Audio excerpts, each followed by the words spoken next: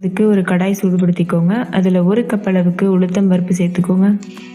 நீங்கள் வெள்ளை உளுந்து தான் எடுக்கணும்னு அவசியம் இல்லை, கருப்பு உளுந்து இருந்ததுன்னா அது கூட யூஸ் பண்ணிக்கலாம். சேர்த்துட்டு லோ ஃப்ளேமில் வச்சு பொன்னிறம் வர வரைக்கும் வறுத்துக்கோங்க. ரொம்ப கலர் சேஞ்ச் ஆகிட வேண்டாம், லேசாக மாறினாவே போதும். இப்போ பாருங்கள், இது நல்லாவே கலர் சேஞ்ச் ஆயிடுச்சு. இந்த அளவு கலர் சேஞ்ச் ஆனதுக்கப்புறமா இது கூட 1/2 கப் அளவுக்கு பொட்டுக்கடலை சேர்த்துக்கோங்க. சேர்த்துட்டு இதையும் நல்லா வறுத்துக்கோங்க. பொட்டுக்கடலை ரொம்ப நேரம் வறுபடணும்னு அவசியம் கிடையாது, ஒரு 2 நிமிஷம் வறுத்தாவே போதும். 2 நிமிஷம் வறுத்ததுக்கப்புறமா ஸ்டவ் ஆஃப் பண்ணிவிட்டு வேறு ஒரு பிளேட்டுக்கு மாற்றிக்கோங்க. மாற்றிட்டு இது முழுமையாக ஆற வச்சுருங்க. கொஞ்சம் கூட சூடு இருக்கக்கூடாது. இப்போ பாருங்கள், நல்லா ஆறி இருக்குது. இந்த ஸ்டேஜில் இதை மிக்ஸி ஜாருக்கு மாற்றிக்கோங்க. மாற்றிட்டு எந்தளவு முடியுமோ அந்தளவுக்கு ஃபைன் பவுடரை அரைச்சி எடுத்துக்கோங்க.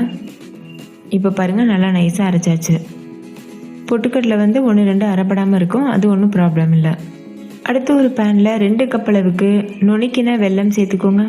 சேர்த்துட்டு இது கூட 1 கப் அளவுக்கு தண்ணி சேர்த்துக்கோங்க. தண்ணி சேர்த்துட்டு ஹை ஃப்ளேமில் வச்சு வெல்லம் கரையிறது வரைக்கும் வெயிட் பண்ணுங்கள். பாகு பதம் எதுவும் தேவையில்லை, ஜஸ்ட் வெல்லம் நல்லா கரைஞ்சிட்டு ஒரு 1 நிமிஷத்துக்கு கொதிச்சா போதும்.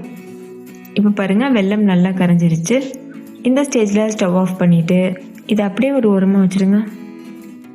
அடுத்து ஒரு அடிகனமான பாத்திரம் எடுத்துக்கோங்க. அதில் 1/2 கப் அளவுக்கு நெய் சேர்த்துக்கோங்க. சேர்த்துட்டு நெய் உருகினதுக்கப்புறமா நம்ம ஏற்கனவே அரைச்சி வச்சுருக்க பொடியை சேர்த்துருங்க. சேர்த்து இதையும் நல்லா மிக்ஸ் பண்ணிடுங்க. ஏற்கனவே நம்ம இந்த பவுடர் வறுத்து தான் அரைச்சிருக்கோம், இருந்தாலும் கூட இப்போ இந்த நெய்லேயே ஒரு 1 நிமிஷத்துக்கு நல்லா வறுத்துக்கோங்க. அப்போ நம்மளுக்கு நல்ல ஒரு ஃப்ளேவர் கிடைக்கும். அதுக்காக இப்போ பாருங்கள், நல்லா வறுபட்டுருச்சு. இப்போ இதில் ஒரு 1/2 டீஸ்பூன் ஏலக்காய் தூள் சேர்த்துக்கோங்க ஃப்ளேவருக்காக. உங்களுக்கு பிடிக்கலைன்னா நீங்கள் ஸ்கிப் பண்ணிக்கலாம். ஏலக்காய் தூள் சேர்த்து நல்லா மிக்ஸ் பண்ணிடுங்க. நல்லா கலந்ததுக்கப்புறமா ஏற்கனவே நம்ம கரைச்சி வச்சுருக்கோம்ல வெல்லம், அதை வடிகட்டிட்டு சேர்த்துக்கோங்க. சேர்த்துட்டு நல்லா மிக்ஸ் பண்ணிடுங்க.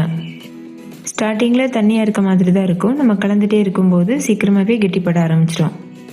லோ ஃப்ளேமில் மீடியம் ஃப்ளேமில் மாற்றி மாற்றி வச்சு நல்லா இது போல் கலந்துகிட்டே இருங்க. இப்போ பாருங்கள், நல்லாவே திக்காக ஆரம்பிச்சிருச்சு. நல்ல ஒரு அல்வா கன்சிஸ்டன்சிக்கு வந்திருக்கு. இது இன்னும் கொஞ்சம் திக்காகணும், அது வரைக்கும் நம்ம கலந்துகிட்டே இருக்கணும். இப்போ பாருங்கள், நல்லாவே திக்காயிருச்சு. இது பெர்ஃபெக்டான கன்சிஸ்டன்சி. இந்த ஸ்டேஜில் ஸ்டவ் ஆஃப் பண்ணிவிட்டு இது முழுமையாக ஆற வச்சுருங்க. இந்த மாதிரி ஒரு பட்டர் ஷீட்டில் கொட்டி நல்லா பரத்தி விட்டு ஆற வச்சிங்கன்னா சீக்கிரமாகவே ஆறிடும். நல்லா ஆறினதுக்கப்புறமா இந்த மாதிரி ரோல் பண்ணிக்கோங்க. பட்டர் ஷீட் வச்சு ரோல் பண்ணிங்கன்னா ஈஸியாக ரோல் பண்ண முடியும். நீங்கள் பிளேட்டில் கொட்டி ஆற வச்சு பர்ஃபி போல் கட் பண்ணிவிட்டு சர்வ் பண்ணலாம். அப்படி இல்லைனா இந்த மாதிரி கூட நீங்கள் சர்வ் பண்ணிக்கலாம்.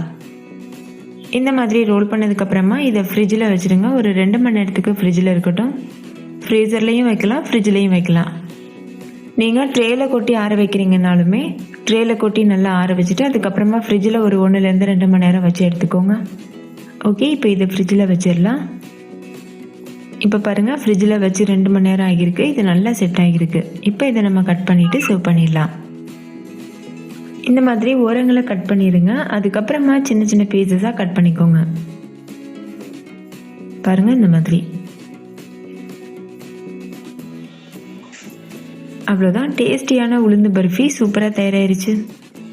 நீங்களும் கண்டிப்பாக இதே மெத்தடில் ட்ரை பண்ணி பாருங்கள். இதை இந்த மாதிரி கட் பண்ணிவிட்டு ஒரு பாக்ஸில் போட்டு ஃப்ரிட்ஜில் வச்சு ஸ்டோர் பண்ணிக்கோங்க. 1 வீக் வரைக்கும் கூட கெட்டு போகாமல் இருக்கும். நான் ஏற்கனவே சொன்னது போல் இதே ரெசிபி நீங்கள் கருப்பு உளுந்து வச்சுட்டும் பண்ணலாம், அதே மாதிரி வெல்லத்துக்கு பதிலாக சர்க்கரை யூஸ் பண்ணிட்டும் பண்ணலாம். உளுந்து எவ்வளோ ஆரோக்கியமானதுன்னு நம்ம எல்லாத்துக்குமே தெரியும். உளுந்தில் நம்ம நிறைய ரெசிபிஸ் பண்ணியிருப்போம். ஆனால் இந்த மாதிரி பர்ஃபி செஞ்சு கொடுங்க, குழந்தைங்க கூட விருப்பப்பட்டு சாப்பிடுவாங்க. உளுந்து வாசனையே பிடிக்காதவங்க கூட இந்த பர்ஃபி கேட்டு வாங்கி சாப்பிடுவாங்க. Thank you. Bye, Maud.